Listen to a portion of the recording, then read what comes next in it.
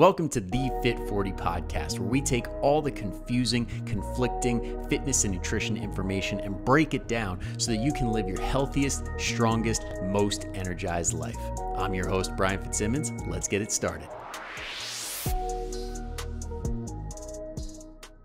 All right, what's going on, everybody? Today we got a special guest, Jeff Steinberg, joining us today. We're going to be talking all things exercise, nutrition, as it pertains to parents. Because we know me and Jeff both love helping out the moms and dads of the world because they deserve to feel like $1 million after putting in all that work with the kids. So real quick on Jeff, he's a jack of all trades. He's not just a trainer. He's also a PT instructor, which we know is always our favorite teachers. And yeah, I'll leave it at that. I'll let Jeff fill in the gaps. Jeff, tell the people about yourself. Thanks, Brian. Appreciate it. Yeah. So, a little bit about me. Yeah, so you said I teach. I'm a high school PE teacher. That's what I do kind of during the day. And then, like you said, on the side, I run my own online business called Stone Mountain Training. And basically, like you said, I work with kids all day. And unfortunately, kids don't always want to learn from their teachers. And so I started this online training company to really work with parents. And like you mentioned, help them get the results they're looking for, helping them lose fat, get toned, improve their energy levels, without these diets and things like that, and teaching them the right way and the right habits. And, it's been a blast doing that because they actually want to learn from you and want to get results. Whereas, your students kind of just take what you tell them in one ear and out the other. Absolutely. I mean, there's only so many gym class warriors that actually do what you want them to do. Yeah. And obviously I was one of them, but they can't all keep up. Same here, man. Same here. We're cut from the same cloth. There we go. But that's cool. It's like would you say that fitness is a family endeavor? Like when everybody's on board, it usually ends up pretty good. Yeah. It's one of those where they say the apple doesn't fall far from the tree. And I think that's true.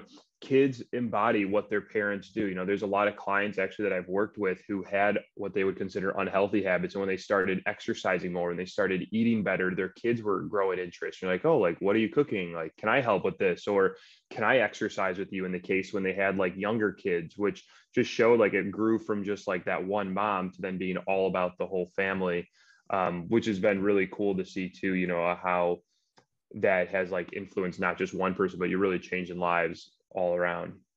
Yeah, that's incredible. And I noticed that same thing when COVID hit and we were doing like at my old gym, we were doing Zoom classes.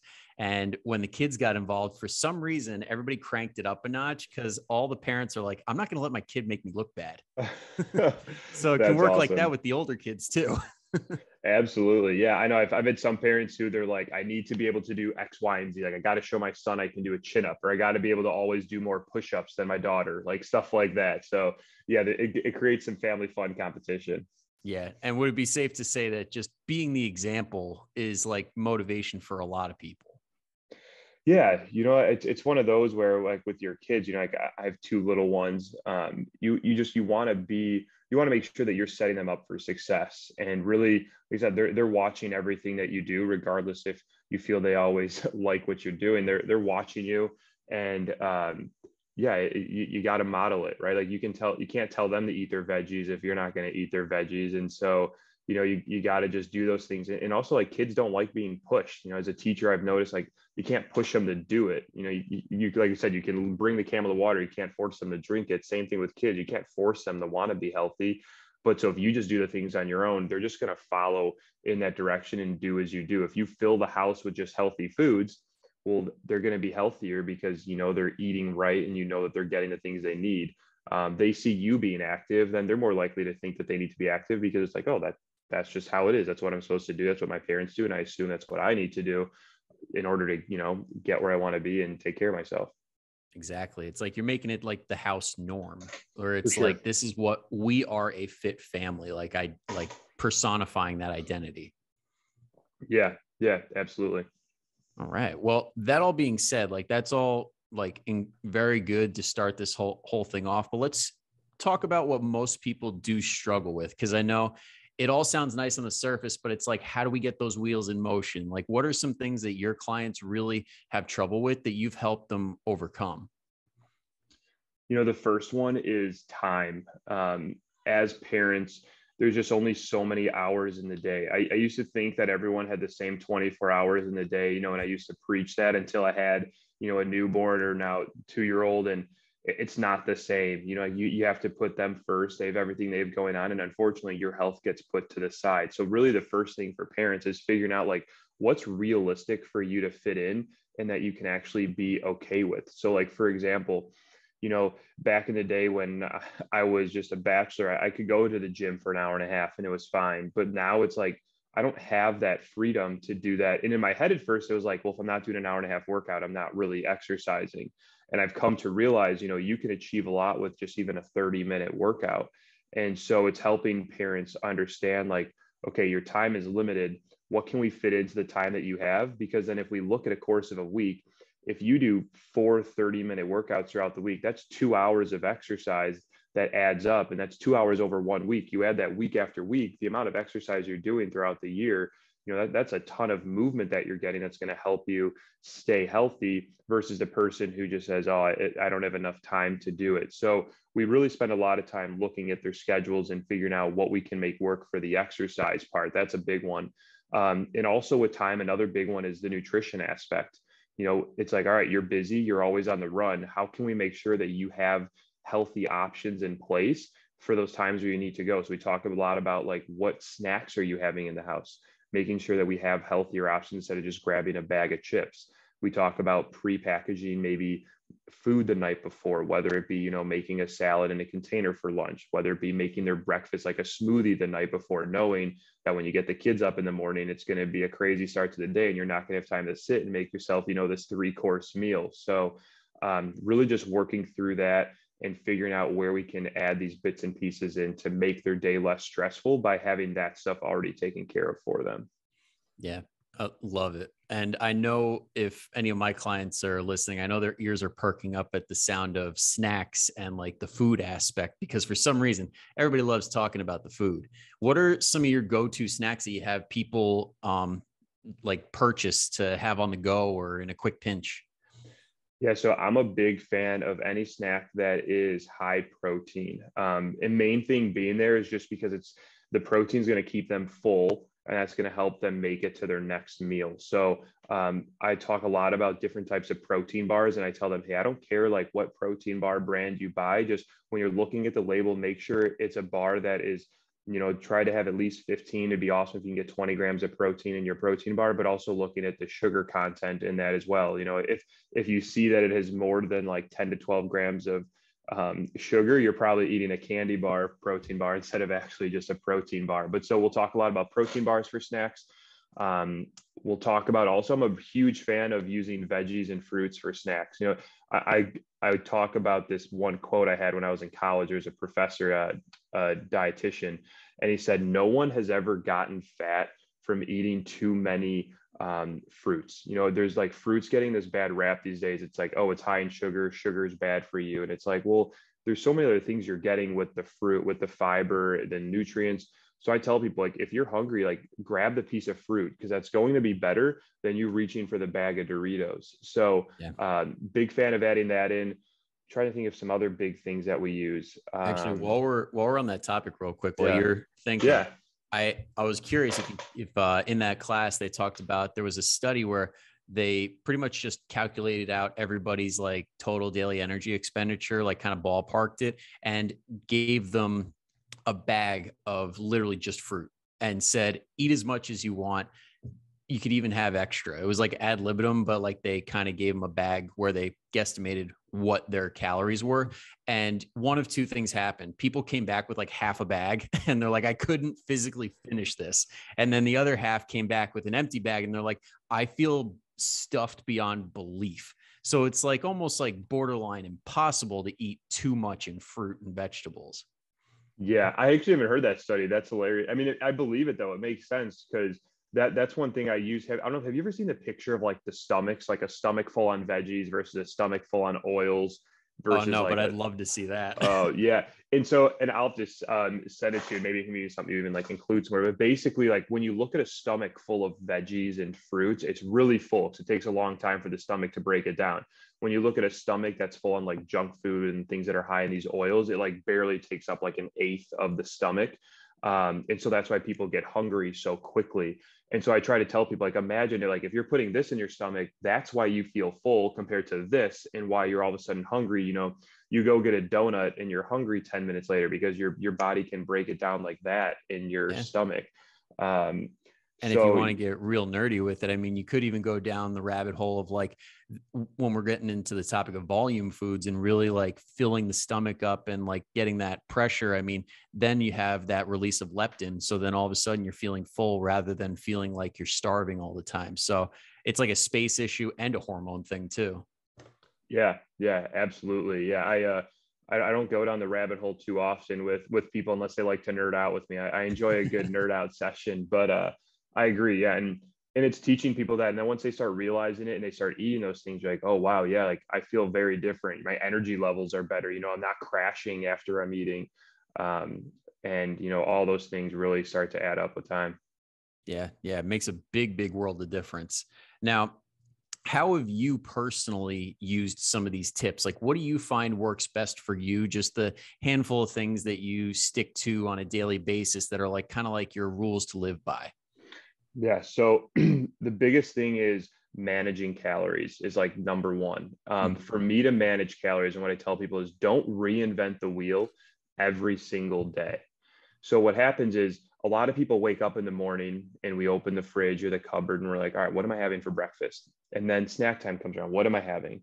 What I recommend to people is you need to have like 2 to 3 things that you like for breakfast, for lunch, and for your snacks that you can eat throughout the day. And know if I eat these things, it's going to keep me within my realm of calories. And then I say dinner is the one meal that I change up every day just to keep things interesting. But so I'm the person where literally like the night before, because I'm the one who's on the go. I wake up in the morning, I go to work, and I don't come home till it's dinner time. I make a bunch of containers. And so I know I'm like, all right, for breakfast, I'm having this. For my snacks, I'm having this. And for lunch, it's this. And I just know that if I eat those things throughout the day, since I've tracked those calories before, that food is going to keep me in line with my goals. And then when it comes to dinner time, whatever calories I have left over from that is what I'll decide I want to make for dinner. And so, I'll mix the proteins up, mix the veggies and things. So that way things get interesting. But I think that if you have a new lunch every single day and a new breakfast every day, it gets kind of hard to learn as to what you need to be eating to hit your goals. And if you can do that, that's awesome. I personally can't. I just think the mental fatigue on thinking about that is hard. For me, I'm okay with eating 1 or 2 things for breakfast or lunch throughout the week and just alternating them. Like, for example, let's say I have, I'll make a breakfast sandwich on like Monday, Wednesday, Friday, and then maybe Tuesday and Thursday, I have oatmeal for breakfast, for example. Like, I'm okay alternating my breakfast. And I don't really get bored of it because it's just something that it's easy for me and I know it keeps me in line. And I mix these to try to keep things interesting. I usually will change sauces. That's kind of like my go-to. Like if you're going to have salad for lunch every day, I think it's a great thing to do. Just mix up your dressing, maybe do hot sauce one day, do dressing another day, and that'll keep it new for you. Yep. Love it. Love it. It's funny how like a lot of the coaches that know what they're doing say the same things because I've Yeah. probably said that I don't know how many times on this podcast, but Yeah, we're yeah, not reinventing the wheel here, right? Like sometimes it's just some of us say things in a different way that some people can connect with better. And I think it's one of those two is just working with people on what they want to do. Like for example, like if you're like my favorite meal is breakfast, it's like, all right, well maybe that has to be the meal where we let you go crazy and you change your breakfast every day, but then let's keep everything else consistent. And I tell yep, people too, I'm like, if you want to eat different stuff, that's fine, but just realize you're creating more work for yourself, which is fine if you want to create more work, but like just helping people recognize like this is what it's going to take to get where you want to go. And you can determine either the path of least resistance and do what we're saying, and then potentially, go back to eating whatever you want, whenever you want, or, do this for the short term, see how it works for you, give it a try, and then make changes from there. And so I just try to help people see both sides of the coin, being like, hey, you can take whichever approach you want here. I'm presenting you like the option that I've seen that works, and then the other option, and you can go this route. We can go that way, but you're going to have to be more diligent where you've got to, spend more time tracking those calories each day, meal to meal, really thinking about that, because you don't know what you're having versus someone who's already tracked all those calories in advance because they have the same things over and over. Now they're not tracking every day, because that's the biggest thing I see is people get tracking fatigue. They don't like tracking their calories. It's tedious. And if we can get down to a couple different foods that we eat that we know that fit into our calories, the tracking fatigue isn't as big of a deal because you're not tracking as much. Yep. Yep. Totally agree. And it almost like, it seems that the people that do promote like eating something new every day, or even with exercise, like doing new exercises all the time, are really just fit people that are maintaining, because maintenance is so much easier and you can do so much more with it because it's such a wide, like, when it comes to the calories, that buffer of maintenance, that zone is so big. So 200-300 calories here or there, not a huge difference, but that could easily knock somebody out of a caloric deficit. So I personally think that it's like the fit people trying to act like they've been there, done that, when they've been fit their whole lives. And they're like, just do this. Yeah. Yeah, I agree. Yeah. People who like aren't willing to actually listen to their clients and what they're going through. And yeah, and that's like we said, that goes back to the whole, like, yeah, I hear it too. And I'm like, oh yeah, it should be that easy. And then you get in there, it's like, yeah, it's not that easy. Right. That's not how it works. Yeah. You see people, they show, they're like, oh, like I don't track anything. I know what I eat. It's like, all right, well, you probably tracked at one point in your life, and now you have that stuff memorized. Like some of my clients, when they're done, they know their calories in food sometimes better than I do at this point, where they're like, oh, this is this and this and this.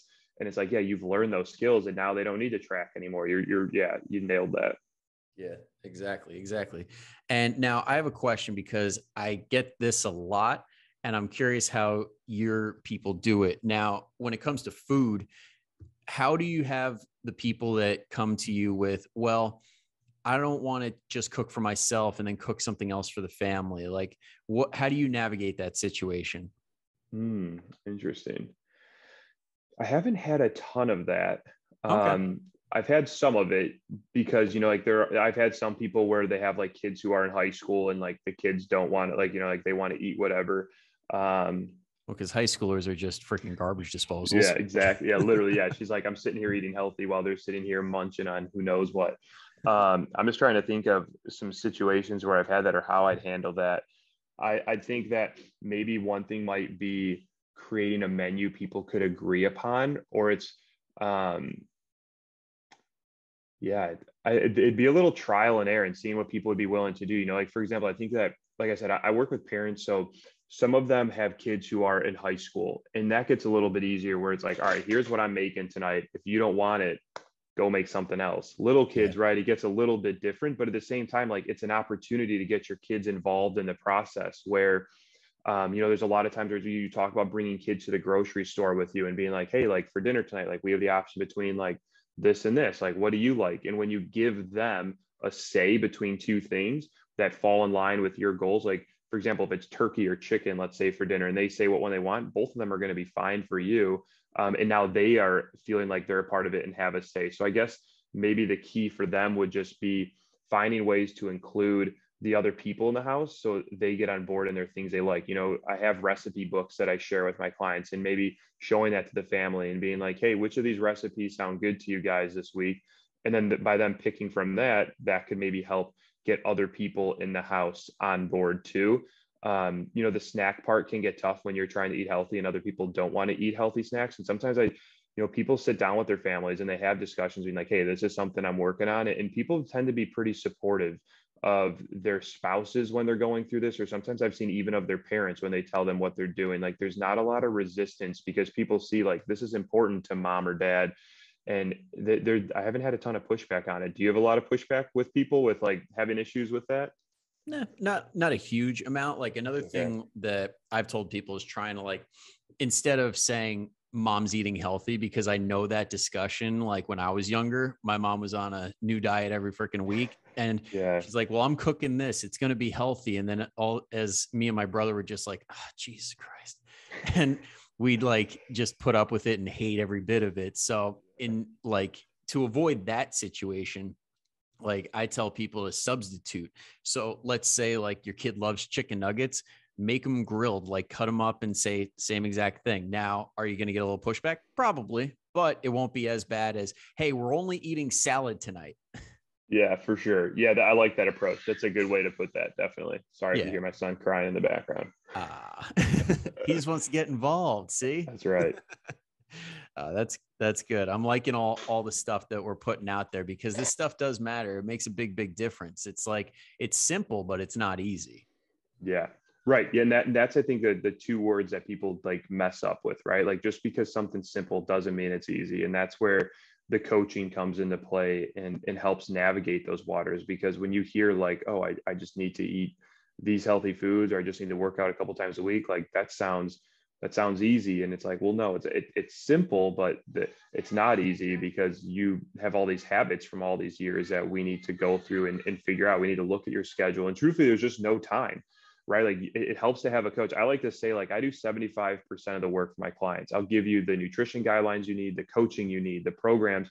Your job is just to focus on execution. So like we remove that mental barrier of having to try to think about what the heck should I eat, or what the heck should I do for working out that's safe for me or that works for me in my time frame with the equipment I have. I'm not sure how your clients are, but most of my clients, they're working out out of their homes. So like, they don't all have the access to a full gym, and it's hard to think about what you can do. And so everyone usually resorts to running and thinking that that's the best thing they can do to burn calories and get themselves fit. And introducing people the importance of weight training, which we could go down that hole too, and talk about fitness and things like that there. So yeah, simple, but definitely not easy. Yeah. Yeah. I mean, I'd love to go down that path of the workouts, because I know that previously you said like, oh, I can do 30 minutes and get such a great workout. And I know some people listening are probably going to be like, how in the hell is 30 minutes enough? Especially if you're not running around like profusely sweating, doing like a high intensity interval class. Like you and me know as coaches, like that crap is like, it's good, but it's not even close to best practice. Yeah. So when we're talking about the absolute best results, if you're trying to burn some body fat, get stronger and feel incredible, like what kind of workouts would you do in 30 minutes? So I'm a big fan of is packing as much as we can into, like you said, those small periods of time, but also doing it in a way that's not going to leave someone getting hurt. So I try to avoid anything that is what I would consider like a crazy high impact exercise. Like, the crazy stuff you see on social media, like all that stuff's out the window. I spend a lot of time on what I would call full body workouts with like a metabolic type strength training, meaning, we have a certain number of exercises that we're looking to do in a period of time. And we make sure that with those exercises, we hit all of the different body parts and that we're incorporating that resistance training to it. The biggest thing that most people are missing is that resistance training component. We think cardio is what we need to do to burn fat. And yeah, like cardio is going to burn calories, but the problem is it's just not going to change your body composition as well as resistance training will. It sounds bad, but go to a marathon and watch all of the different people running a marathon. Like, unfortunately, they're not the fittest people in the world, right? Like when you look at them, it's not necessarily the body types that people aspire to have. People want to have these toned muscles in this strong body. And it's like, well, you're not going to get that via running. And truthfully, none of my clients are on a running program. And that's because, so my certification is I'm a certified functional strength coach, which basically just means I spend a lot of time training people around injuries. A lot of people have bad knees from years of bad habits or bad backs. And so they're limited in what they can do. And with that being the case, we got to find exercises that fit into what they're capable of doing. But that usually all revolves around a quick warm up, just to make sure that the body's loose from everything, from all the sitting that we do at our desk all day. Strength training in the middle portion, like I said, a bunch of exercises going back to back. And then we finish with a little bit of interval training at the end, where you're doing something for like 20 seconds on, 20 seconds off, based on what equipment they have at home and based on, what limitations that they have. But the combination of that interval training and the strength training with proper nutrition really does help the body fat go down. Yeah. And just curious, is that the CFSC, the Mike Boyles? Yeah. Yeah. I mean, that guy is a wealth of knowledge, and he was actually like good buddies with my former boss. So I know, Oh, really? I know what you're talking about. Like what he preaches. I mean, it's interesting to see the differences in what works for the majority of the training population, which is people that are like 30, 40, 50, 60 years old that physically cannot do 90% of the stuff they see on Instagram. And Yeah. if they did, it would leave them hurt. It wouldn't leave them better. Yeah. And I just got lucky. I fell upon his material one day. And, growing up an athlete, I had horrible shoulders, horrible knees from horrible years of training. And I tried his stuff. I came across him and I tried it on myself. And, all my pain went away and I just couldn't believe it. So then, when I pursued that certification, I'm like, this is what I want. And yeah, you nailed it on the head there. It's like all that stuff you see would just leave people in so much pain. I mean, I have so many clients in knee pain who are like, I can't do squats. So how am I going to do anything? It's like, well, we don't need to do squats. That doesn't need to be in your training program here for you to get results. So yeah, that was one of the reasons too, I pursued his certification because, when I looked at it, it's like, all right, what do I need to provide my clients when they get a good experience? It's like, all right, well, I need to make sure I know how to teach them about nutrition. And I need to know that whatever training I'm teaching them is something that is going to help me learn how to work around any injuries that they have. And that's been really helpful with that. Yeah. And I know one of the things, like one of the big takeaways that I took as a young trainer from a lot of his stuff was just the mental shift of how to feel when you're done with the workout. Like when you're young and dumb, it's like CrossFit level. Like if I'm not on the edge of death, I didn't get a good workout in. And you see like 40, 50, 60-year-olds doing that too. And you're like, no, that's not how you do it. Like I know one of the things that Mike Boyle says is like a general rule of thumb is if you're sore for like the day after, that's okay. 2 days, like absolute max, it's probably a sign that you might have overdid it a little if you're on 2 days. But if you're like immobile for the entire week, that's just dumb. Like it's not a whole lot of benefit for feeling like crap. And you can't be a real person. You can't live your life. Right. Yeah. Like workouts are supposed to enhance our life. Like it should leave you feeling better, like he says, not like you said, feeling run into the ground where you can't go play with your kids, do your job. You can't sit on a toilet to take a dump, right? Like you need to be able to do all those things. And yeah, one of his quotes, I think that he said, he's like, if I wanted you to feel that miserable, I'll take you in the back alley and beat you with a bat, right? Like that'll achieve the same thing as some of these workouts. They should leave you feeling energized and invigorated. And so, yeah, it's been a game changer for my clients and how we've approached, those workouts. Yeah. And even I know, at least myself, 29, turning 30 this year, like it applies to young people too, because I've actually gotten better results from like applying that approach, because the reason that you don't get super sore and you feel really good is because you're recovering at the appropriate rate. And if you're not recovering, you're not adapting. And what we're chasing is adaptation. It's not just getting tired and sore. Yeah. And, you bring up a good point too there with the recovery aspect. When you're, in your early 20s, you don't have many, especially when you don't have families, going back to the parent part here, like you're getting easy sleep. You're sleeping 8, 10 hours a night. My clients are getting 5, 6 hours some nights with kids waking up. If I beat them into the ground with a workout and then they don't even get the sleep to recover from it, it just exacerbates all of that. So yeah, we've got to find ways to help people feel better, not overdoing it with those workouts, which it's not an easy thing to do. And it's a hard shift for people to change mentally to get to being like, oh, like I don't have to beat myself in the ground for this workout to be good. Yeah. And that's what's so frustrating when you look in like these magazines, like Men's Health, Muscle and Fitness, like they're putting some bodybuilders program in there that, the average person will never be able to recover from. And it's like volume out the ass. And it's like, this is just going to destroy somebody. It's not actually going to provide any lasting benefits. Yeah.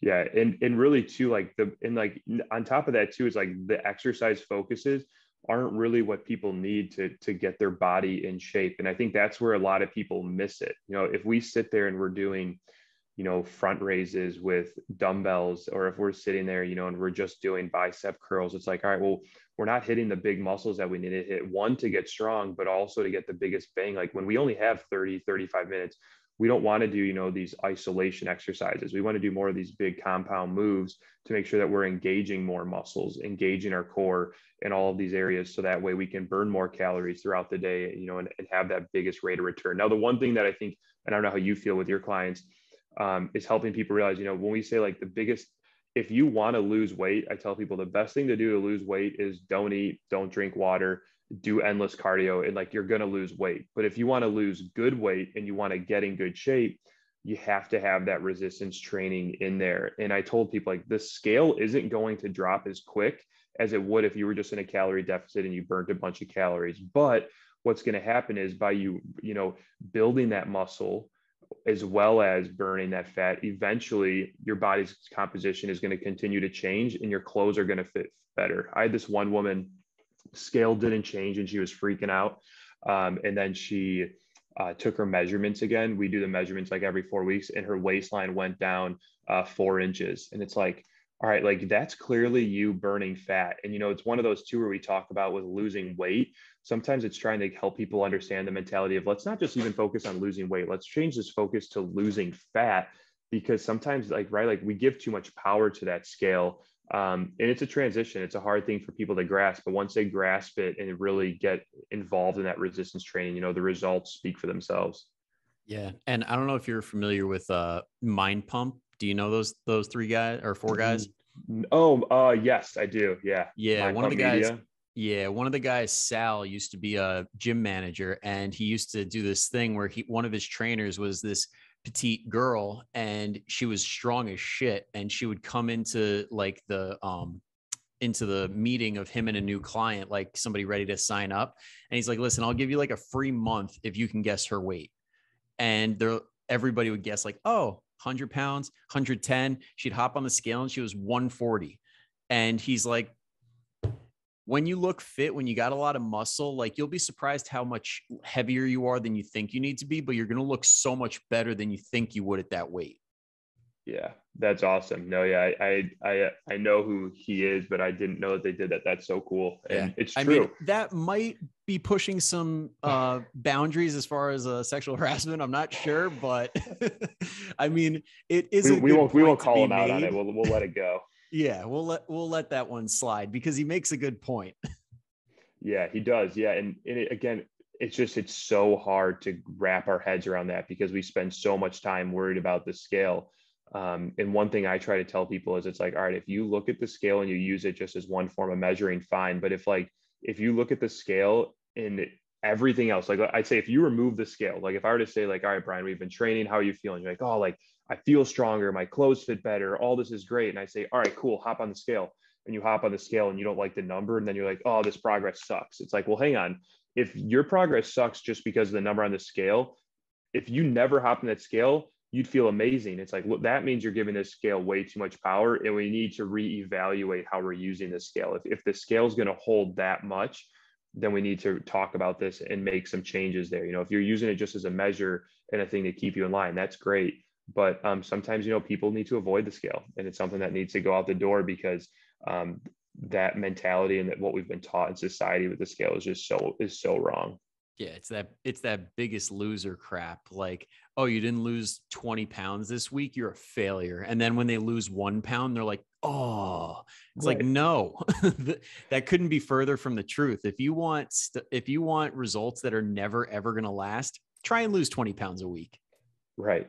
Yeah, I agree. I know. Yeah, I'll get those like comments from people where they're like, "Oh, I only lost 1 pound this week." I'm like, only 1 pound? I'd prefer you only lose a pound a week. If we lose a pound a week for a year, that's 52 pounds in a year. Yeah, that's the way to do it and keep it off for good. And if you're a new person into the gym and your body is doing in that recomposition phase, even if you only lost, say, 1 pound, you probably did lose at the same time 2 or 3 pounds of fat. Because I know, at least for people I work with, sometimes they hop on the scale and there's literally no change at all. And you can see in the measurements and the pictures, world of difference, because they were literally burning fat and gaining muscle at the exact same rate.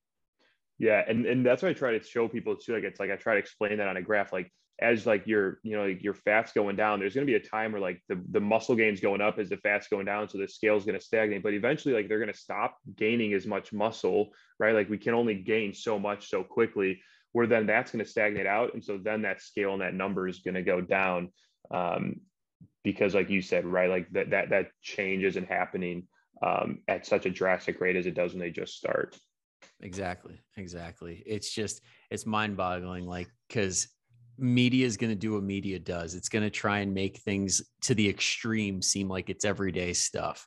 So, I mean, the Biggest Loser crowd, like for some reason that became a norm. And they actually did a study that found like, I think it was like 90 something percent of them regained all the weight back. Yeah, and some don't only just gain it back, but like are like in a worse place than before they started. Yeah. Talk about talk about extortion by a television network. We're just Yeah. going to just sacrifice your health and make everybody feel like crap about themselves for the views. Yeah. Yeah. It's I remember when that used to be on and I was like, oh, like that's how you get results, right? Like that's whatever they make everyone think. And then yeah, once you start hearing about what actually goes on after, what goes on to get people there and what like they're doing to help that weight loss with, the starvation and the dehydration, it's crazy. Exactly. Because those people that hopped up and lost like 15, 20 pounds, they probably had the producer handing them like laxatives and like trying to like starve themselves for a day or two leading up to that weight. But 100%. Yeah. yeah, Right. Anything they can do to manipulate that scale. yeah. And I think that it brings us to the point of like sometimes what people want is not going to get them the results that they want. Like that weigh in that like drops every single time you hop on the scale, this perfect straight line going down never ever happens. And if you want to get there, don't expect that. But some Yeah. people don't get it and then they hop off and they're like, screw it, it's not working. Yeah. And and that's why, it's nice when you get people, I have people start with me on a 12-week program. It's like, as we know, kind of in this world, it takes around 12 weeks to get, results that are not just noticeable, but it gives you time to work through a lot of that as well. And I also tell people too, it's going to take longer than 12 weeks to develop these habits. But when you can get people to commit for longer than, 30 days with you, you can work through those tough weeks and in those times of where you feel like you're failing because it's not progressing, at the rate that you want it to. Because yeah, it's definitely not linear. It'd be nice if it was, but it's far from it. And it's cool when people can go back and see, and they see like, that's why that we have to mentally be willing to commit to a long period, because then you can see how the process actually works. Like when a client goes back and they look at their weigh-ins and they see the ups and the downs throughout the journey, but also they see their starting point and their end point. Now they can kind of wrap their head around and be like, oh, this makes sense. Like I am going to have times of the month where my weight's higher or lower based on so many outside factors. We talk about women. Women are unfortunate. We're like, they get screwed in this world, right? Like the scale's not their friend based on where they're at in their monthly cycle, and it takes their body sometimes a little bit longer to lose fat because their body also needs a higher body fat percentage for, pregnancy and things like that.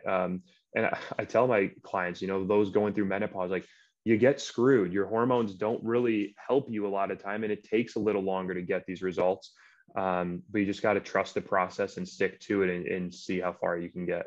Yeah. And I know when you talk about the women too, like most of the women I work with are past that point, like they're like pre-menopausal or menopausal. And basically like everybody's trying to get rid of that mom pouch. And it's like, sometimes it is like a surgical thing. Like you can't really like undo what your kids did. I Yeah. mean, if you can't afford it, go yell at your kids, and blame them. But Yeah. I mean, like you said, to get rid of like certain areas, like it takes time. Like it's not something that you can do in like 7 days where you see your favorite Instagrammer saying, do my ab routine and you'll see abs in 7 days. Like it's all Yeah. bullshit. But if you Yeah. commit for years, who's to say you won't get rid of stuff like those problem areas?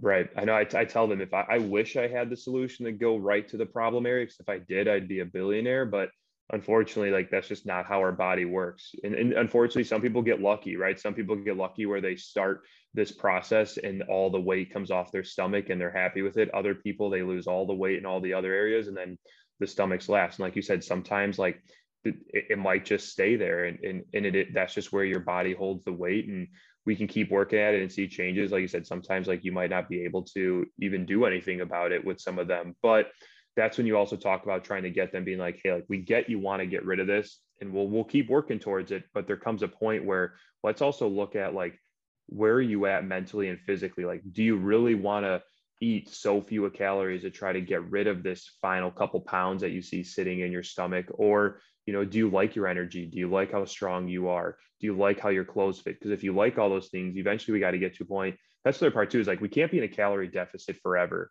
You're going to feel miserable if you're always in a calorie deficit. We got to get back to like finding like a maintenance where we can just be comfortable with who we are and the results that we've gotten. And for some people that might take 6 months, for some people it might take a year, but you don't want to be in a calorie deficit your whole life. You've got to get to a point where you can just maintain and not worry about it and have the habits in place to just keep living. Yeah, exactly. And that goes out to the 1200 calorie crowd. Like, especially if you're dropping that low that fast and expecting that to last forever, it doesn't. It's a very quick plateau because you have nothing to take from it. There's like, you can't even satisfy baseline levels like basal metabolic rate. Like, you can't even get enough to perform basic functions. Yeah. Right. Yeah. And it's also interesting too, how people compare themselves to others. Like, like I have some women, in their 60s who are eating, they're in a calorie deficit and they're around 12 to 1300, but also their normal amount of calories for maintenance is really only like 1600 because they're at an older age and they don't need as many calories, based on what they're doing in their activity level. But the problem is, someone else sees that, or they compare themselves, like they're like, oh, like I'm only eating this much and this person's eating 2000 calories a day, and look at them. It's like, well, you're two totally different people at two totally different points in your life.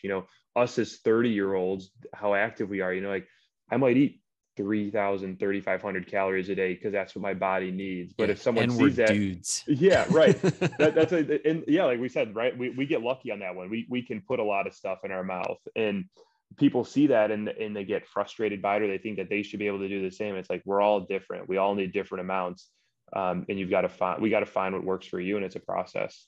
Exactly. And that gets back to the tracking. Cause I mean, like, I've genuinely been surprised by some clients. Like, I have this one client, Jillian, that's been with me over a year, and her maintenance calories got up in the ballpark of like close to 3000. I was like, is this right? Like, are you tracking correctly? And she's like, yep. And So I'm like, those are like how'd you my guys approach maintenance that? calories. And she is like 50 pounds lighter than me. So walk me through that. Like, what'd you guys do with that? Like, how'd you get to find out, like, what was she at before she got up to 3000 So calories? I'm pretty sure the lowest she ever got was around like 1500, maybe even 1600, because we came into it with a mindset of like, let's get super strong. Let's build some muscle and maintain for a little bit and then drop down. So we started in a good place. And then once she got to a weight and she messaged me and said, hey, I'm good here. Like, I want to start working on muscle now. And I'm like, cool. What we're going to do is add like 100 calories a week. And I told her straight up, like, that first Monday, Tuesday, Wednesday, your weight is going to bump up. Like, it's going to be like, oh, we got this new amount of calories. Let's shift things around. And then by like Friday, Saturday, Sunday, it leveled back out. And some weeks she even lost weight. So like her metabolism was like, thank you. And we just kept riding that wave of like 100 calories. A couple times, like when she lost weight, we added 200 calories, and then she kind of leveled out like in the upper 2000s, like kind of almost pushing 3000. And that's when she started to gain a little bit, which is like ideal for muscle growth, because you want somewhere around like half a pound to a pound of gain per month to know that you're in a surplus. Yeah. And that just goes to show too, like, right, like everything you just described there, it's a continual process that's always changing based on their goals, based on, how their body's responding, right? Like some people some people need more to get that response. Some people need less. And that's where that accountability piece comes into play. Like we said, like you can do this all on your own, but it's hard. And it's hard too when you're in your own head about it. It helps to have someone else from the outside help see what's going on, because they're going to give you that objective view of what you need to do, because you kind of get lost in the moment. The scale's not cooperating with you. You get frustrated, you throw it out the window, but it helps to have that coach there to coach you through that. Absolutely. Because it's human nature. We operate day to day. Like, we hop on the scale, treat it as like the all or nothing. Like, this is going to tell me if I'm doing everything right. And then you get a little bump in weight and you're like, screw it, I'm done. Screw this. It's not working. You need a coach sometimes to pop in and be like, you've been like, you dropped like 3 pounds in the past month, and this is just like a little blip in the radar because you had a really salty meal for dinner. Yeah. And they're like, oh yeah. Yeah. So you need that person in your corner to like talk you off the ledge sometimes. Yeah. And I tell people too, like even coaches hire coaches. Like, I pay for programs, I pay for people to program for me because it's like you said, it's human nature. I'll be doing stuff sometimes and I'll get bored and I'm like, I don't want to do this anymore. Like, I think I'm going to try something new. And then I'll jump to another program and another program. And it's like, when you do that, you don't get results. You have to ride a program out. And, once you get through those bad weeks, then you look back like, oh, wow, yeah, I'm glad I stuck to that. And yeah, we all need accountability people. We need people there in our corner. We need people helping us get through that. And we need to trust a process. And you got to find someone you trust and are willing to trust. And once you find that person, stick with them and give your chance an opportunity to adapt. Because like you said, changes don't happen overnight. Or if they do, you're on Biggest Loser. And then you've got a lot of problems down the road. Exactly. Exactly. Very well said. And for anybody that listened back, notice I said Jillian's been with me for like over a year. Yeah. So it's like you got to commit to the process and really just ride it and have patience. That's like the biggest thing. Follow the plan and have patience. And like you said, I mean, I'm like looking back, the best results I ever got was with a coach. And it's like they're worth their weight in gold if you get a good one. I wouldn't go hire a coach based on their physique, but go based on results. Like find people that look like you that have gotten results. And if they have a wall of testimonials, it's like, that's probably a good sign that you're in the right place. Yeah. Yeah. I think I agree. Yeah. Yeah. That's a huge one, right? Don't just look at what the person looks like. And sometimes too, as bad as it sounds, I'm okay. Like if a person gets someone who gets results and they don't look like they're in the best shape, I'm kind of okay with that because truthfully, they're putting more time into their work than they are into themselves. Like it's important they take care of themselves, but at the same time too, like there's more to it than what your trainer looks like. And you said, yeah, look and see it. And also like do research on the people, like see what they're preaching on social media. Now like, right, like all trainers preach what they're doing, right? Like if I want to see what you're all about, I'm going to go look at your account and see, and I'll get an idea. So like, all right, like what's Brian like? What kind of exercises does he do? What's his philosophy on food? And if you're already like, I don't know if I like that, then like, don't get like, that's not the person for you because you're just going to butt heads on everything that they're doing. But if you're like, oh, I kind of like the way he's approaching things. I like his thought on this nutrition, or, oh, I like those exercises. That looks like something that I'd like to do. And it doesn't look like I'm going to have to hang upside down. I kid you not, but this is like a tangent here that I tell people. I was training at an X Sport, which is just like the big box gym in our area. And this is actually why I got into personal training. This woman had to be in her mid 60s, like this frail woman. She was very small. This trainer put her she was on rings. He put her upside down. He's holding her to his hips. He puts her upside down and tells her to hold that position as long as she can. So she's literally doing a handstand. And he's like, this is really good for your core. And I'm sitting there with my now wife and I'm like, I can't watch this.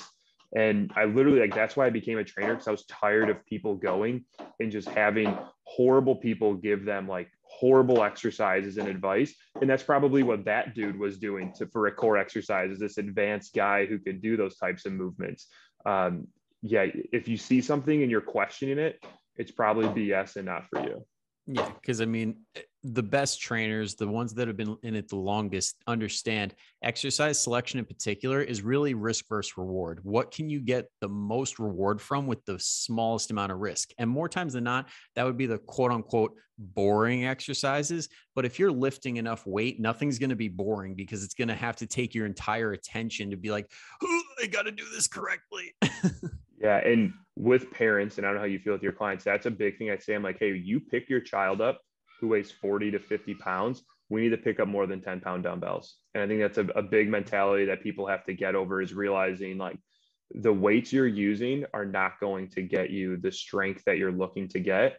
And we need to get past that barrier. And once they get past that, that's where the results really come. I see too many people lifting too light of weights, and so they don't see results, and then they're like, oh, weight training doesn't do anything. It's like, weight training does stuff. It's just making sure you're challenging yourself, and actually when you're at the 10 reps, that was the max you could do. You weren't using a 10 reps and using a weight for 20 reps.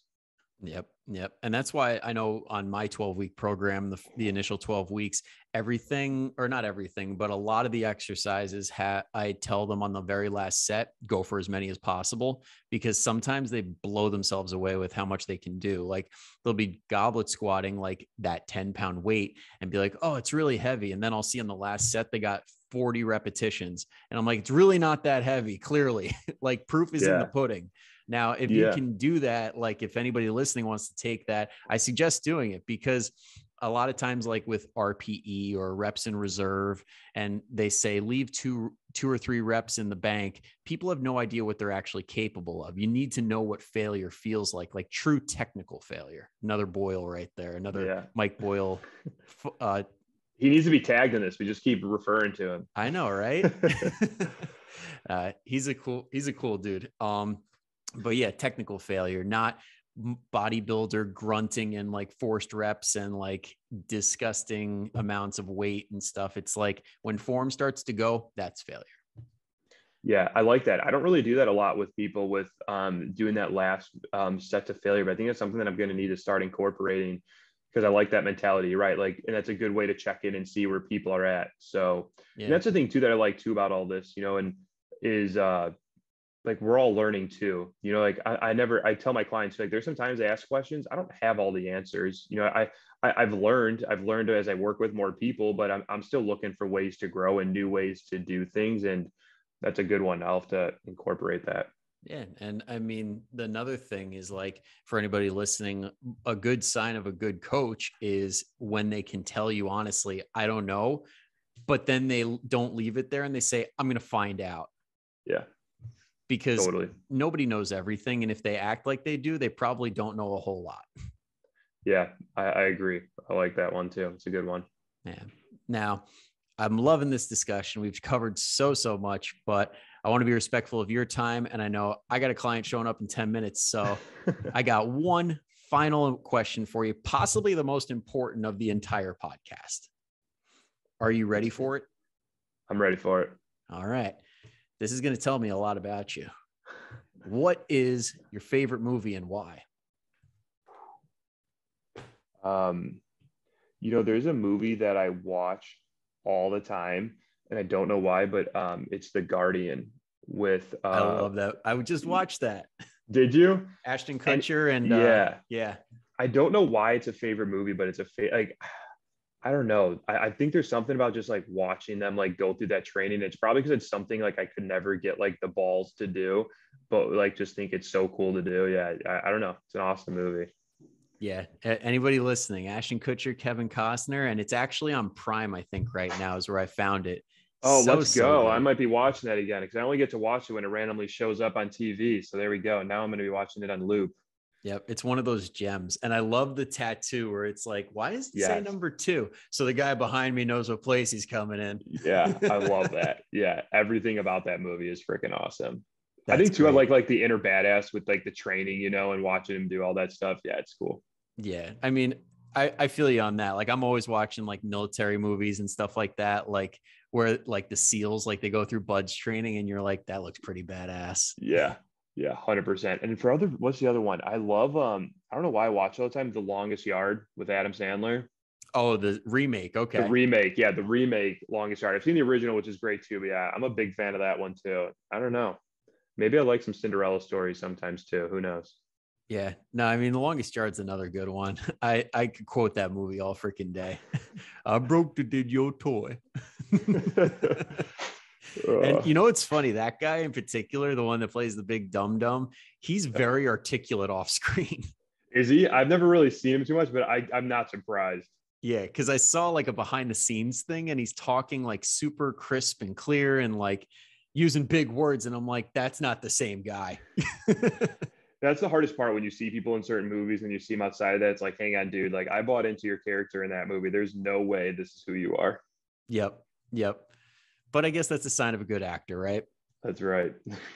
All right. Well, on that note, we'll wrap it up here. I got to say, thank you so much for coming on. I love this talk. I know we probably could have gone for another like 2-3 hours, but we'll just have to leave the people wanting, I guess. Hey, that's right. Yeah, I appreciate you having me on. This was nice. It was good to chat about all this stuff. it's always nice to nerd out with people that are interested in this. Absolutely. Absolutely. And I hope everybody listening got some tips, some stuff that they're going to try out, improve their fitness, improve their workouts, their nutrition, and all that good stuff. If you guys have any questions for Jeff, or you want to check out his stuff, Jeff, where can they find you? I think the best place to start would just be on Instagram. My handle's jsteinberg_SMT. And then, I spend a lot of time on Facebook in my group, the Fit Parent Project, but there's like 3 Fit Parent Project groups on there. So you're probably best off finding me on Instagram and then just clicking on my member link on there.